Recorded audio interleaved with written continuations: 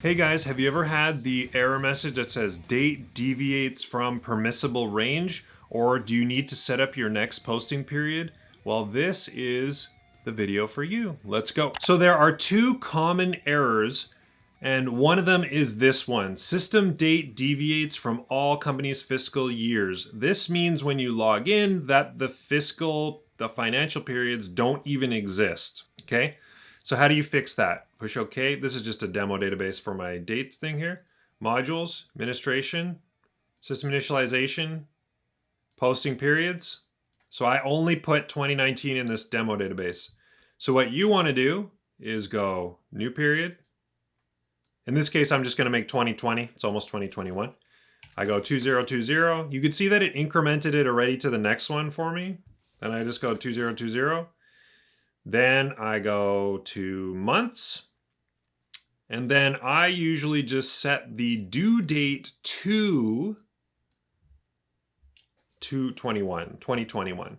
Okay, this doesn't matter that much. Unless you really control your due date ranges, you might as well just put it a year in advance and you'll see it'll prevent all of those messages in December saying due date deviates from permissible range. I'll show you how to fix that too. Okay, so for this, make sure that your fiscal year here matches your period codes 2020, 2020, 2020, because this, if you try to make them one at a time, or if you try to do any weirdness, you won't be able to use the period end utility. This, you get one chance. If you're going to modify them, obviously move your date. So the trick here is if you need to increment it forward, don't set the months first.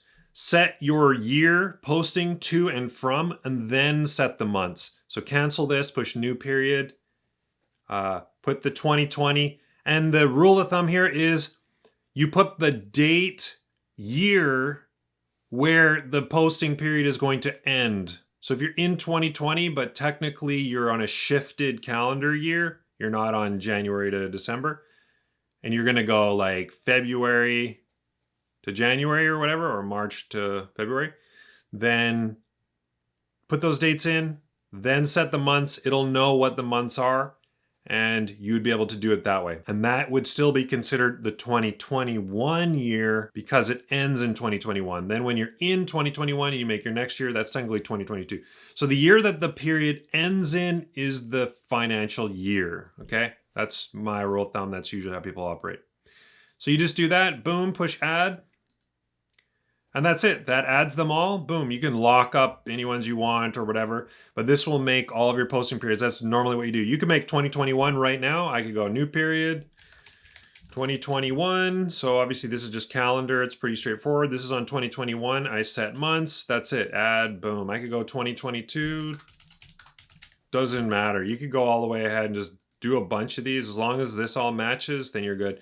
Just make sure you set this. I think I forgot that in my 2020 year. Just make the due date 1 year more, and I'll show you why. Okay, so the other most common issue here usually starts with the invoice. So we're gonna just pick BattleshipCobra. I already know that's the code. A little warning from B1 up, test, 4, survival, whatever. Okay, so 12/21, 12/24, posting date, doc date. I have these reversed using B1 Ups. Item placement just makes more sense, I think.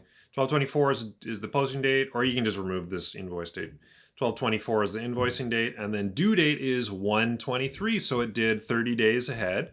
So let's try and add this. Date deviates from permissible range. Okay. So this is the most common issue I see where the due dates are in the same range. So that's why I set the due dates when I'm making the posting periods 1 year ahead. It just makes things easier. So let's double check and fix this. Modules administration, system initialization, posting periods. Scroll down. So we have 2021-11. So this is not a calendar year. 12/01/2020 to 12/31/2020. So we're going to click the posting period for that. And you can see here, 12/01, all the posting dates from 12/01 to 12/31 can only have due dates from 12/01 to 12/31. So that's the problem. So you just have to give this an extra couple months, or in my case, I just don't really care that much. I just add a year. I don't think the due dates, again, unless you control your due dates very carefully, I think it's just easier to set it a year ahead when you're making the original periods.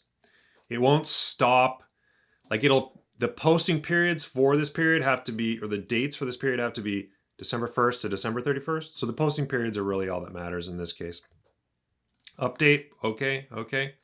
And now everybody should be good to go. Click add, warning, and it goes through fine because now the due date can be in the next posting period where the posting date is in the current period. So that's it for me about the 2 fixes for your due dates. Either you don't have the period at all or your date deviates from the permissible range.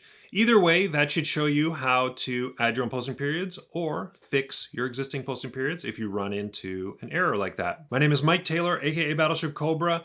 I make weekly videos Mondays at 9 a.m. Pacific Standard Time. I have tons of videos about SAP Business One.